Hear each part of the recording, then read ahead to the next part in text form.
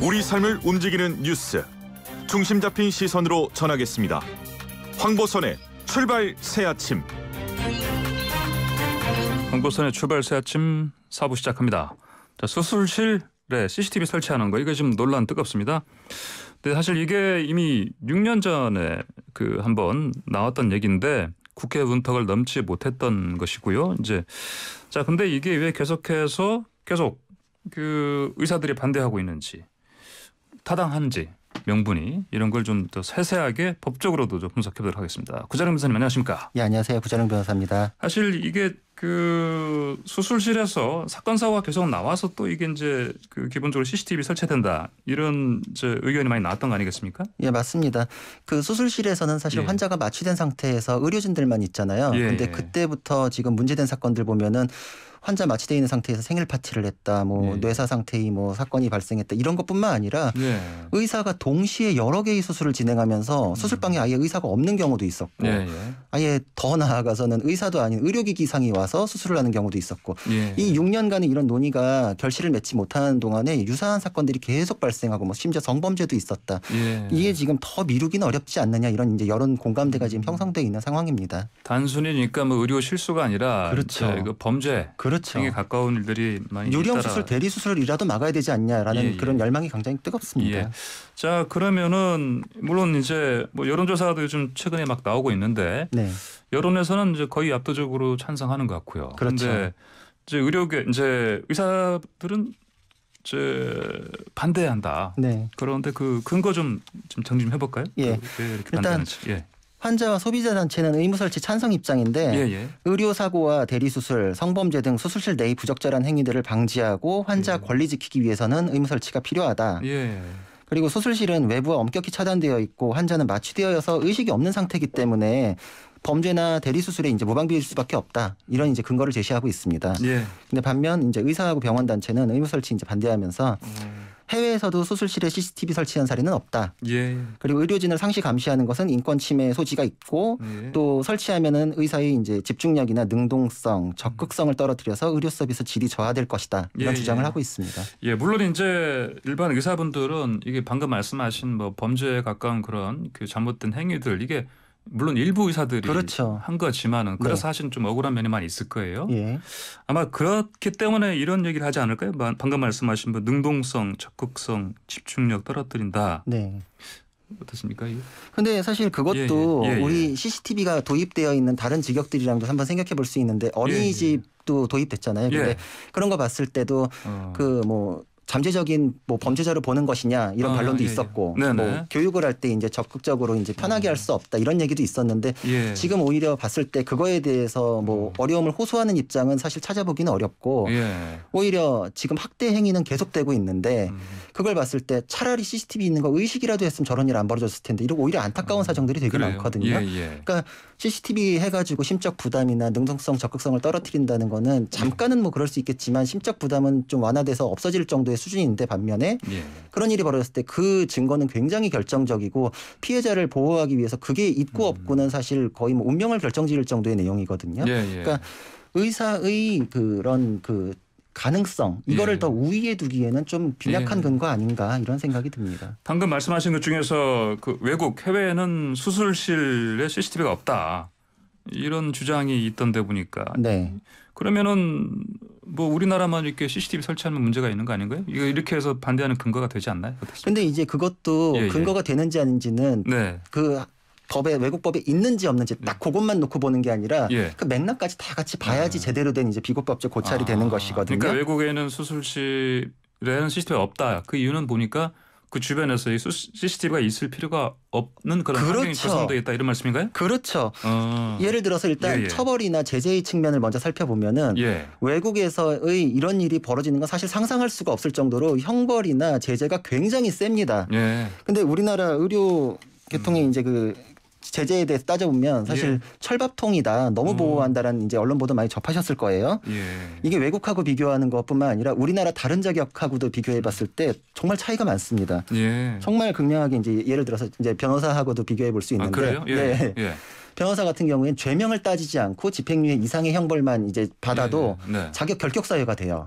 근데 의사는 다른 전문직도 거의 비슷하거든요. 근데 의사는 의료와 관련된 특정 범죄를 저질렀을 경우로 범위가 굉장히 좁아져 있습니다. 그래가지고 그 형사처벌이나 이거에 의해서 자격 결격이 되는 것도 범위가 굉장히 좁고 그리고 만약에 그런 일이 벌어졌다고 하더라도 면허 재교부율이 최근 10년간에 97%가 넘어요. 취소된 뒤에 다시 신청하면 또 다시 거의 다 받아줍니다.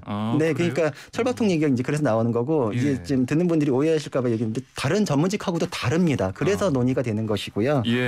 그래가지고 우리나라의 경우에는 외국하고도 비교했을 때 외국엔 처벌 세고 다시는 이제 의사 못하게 될 수도 있다라는 그런 위화감이 있잖아요. 근데 그 부분에서 차이가 있기 때문에 이게 CCTV가 외국에서는 굳이 도입할 필요 없겠네라는 그런 고려도 분명히 있을 수 있다. 이걸 고려해야 됩니다. 징벌적 손해배상이 이 부분이 외국 같은 경우는 확실하게 돼 있다. 그렇죠. 그것도 굉장히 큰 요인이 됩니다.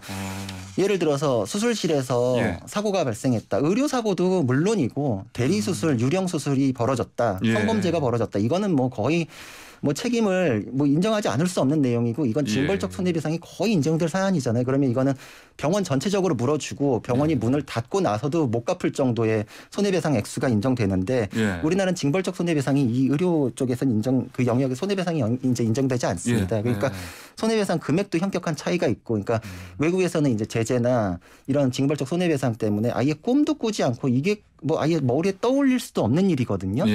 그러면 사실 외국의 사례를 갖고 와가지고 비교를 하려고 그러면 이 맥락까지도 같이 논의선상에 올려가지고 하면 이해가 될 텐데 앞부분은 얘기 안 하고 뒤에 없다는 것만 떼서 오면은 이게 비교법적 고찰이 제대로 되지 않았다라고 점잖게 표현할 수도 있지만 사실 앞부분을 제외하고 얘기하는 건 눈속임 주장 이렇게 비판할 수도 있는 내용이 되겠죠. 앞뒤 다 잘라내고 그냥 그렇죠. 그거는 올바른 비교는 아닙니다. 알겠습니다. 근데 지금 또 그 의사단체에서는 그 의사의 인권을 침해한다 이렇게 얘기하지 않습니까? 그것도 이제 법적으로 따져보면은 CCTV가 설치되어 있는 곳에서는 기본권 제한이라는 거는 다 있을 수 있는데 이거는 꼭 수술실이 아니라 CCTV 설치되어 있는 모든 장소에서 다 똑같은 논의가 있는 내용이거든요.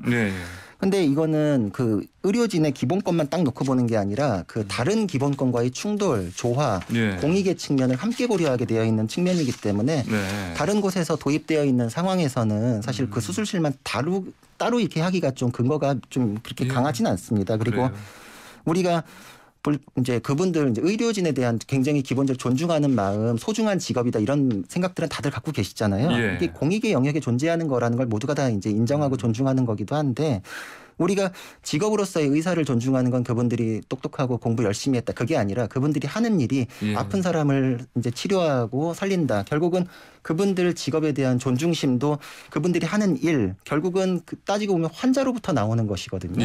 환자가 없으면 사실 의사가 그 직업으로서의 의사라는 거는 가치가 없게 되는 거니까 환자구의 기본권 문제는 조화롭게 같이 해석할 수밖에 없고 그렇게 된다면은 사실 의사의 인권 침해 문제 이렇게 따지서 이제 이걸 도입을 막을 수 있는 근거로는 좀 부족하다 이렇게 생각이 됩니다. 그러면 그 환자의 프라이버시를 침해한다 이 주장은 또 그 주장도 나오고 있는데 사실 또 아이러니하게 그 주장을 지금 환자가 한다 그러면 또 이해가 되는데 환자단체나 뭐 이렇게가 주장하는 게 아니고 국민 여론도 지금 80% 이상이 도입을 찬성하는데 환자의 프라이버시권 때문에 도입해서는 안 된다. 이건 조금 근거가 이제 박약하다 이렇게 볼 수 있고 그래요. 그리고 의무 설치에 대해서 이게 아까 이제 그 도입을 한다. 이게 지금 도입하지 말아라는 건 절대 안 된다는 거지만 도입한다는 거는 그 도입하는 그 방식에 대한 스펙트럼이 있을 수 있거든요.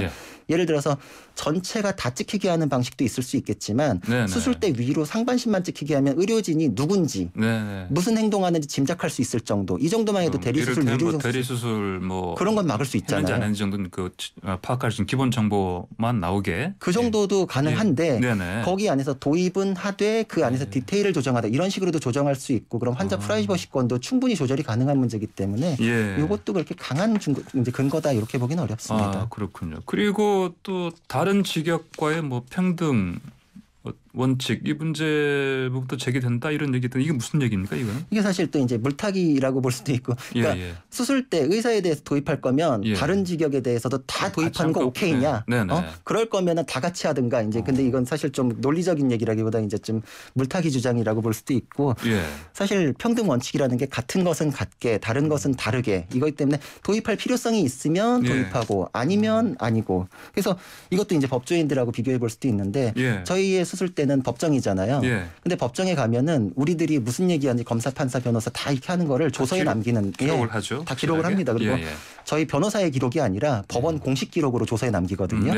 그러니까 내용 보려면 얼마든지 볼 수 있으니까 굳이 뭐 CCTV. 근데 사실 그거에 대해서 의뢰인들이 또 와서 보셔요. 형사사건은 항상 같이 나오고 민사사건도 선택의 문제고 그러니까 이런 선택권도 주어져 있고 조서도 남으니까 필요가 없다. 근데 또 사실 도입한다 그래도 저는 개인적으로는 찬성이거든요. 아 그래요? 그게 뭐 그렇게 부담 느껴본 적이 없고 모르는 분들도 방청석에 막 수십 명씩 와서 보시는데 이게 CCTV 남는 게 뭐 그렇게 다른가? 뭐 이런 생각은 듭니다. 저는. 변호사로서 변론하실 때도 법정에서 CCTV 뭐 달아도 별 문제 없다. 저는 전혀 그걸 생각해 본 적은 없습니다. 그래요. 그러면 이제 어떻습니까? 이제 좀 이게 입법화 될 것 같습니까? 이제는 좀 무르익지 않았나. 여태까지는 좀 의협의 그 압력단체로서의 영향력이 굉장히 세지 않았나 이랬는데 여론이 이렇게 압도적으로 나온 상황에서는 이제 국회도 그걸 고려하지 않을 수 없기 때문에 지금 도입된다면 2번이 적기다 이렇게 봐야 하지 않을까 싶습니다. 그러니까요. 국민 여론 보니까 조사하는 것도 보니까 거의 압도적으로 찬성하는 것 같아요. 보니까 CCTV 설치를. 80%가 넘었습니다. 그래요. 알겠습니다. 자, 오늘 말씀 여기까지 듣겠습니다. 감사합니다. 감사합니다. 네, 지금까지 구자룡 변호사였습니다.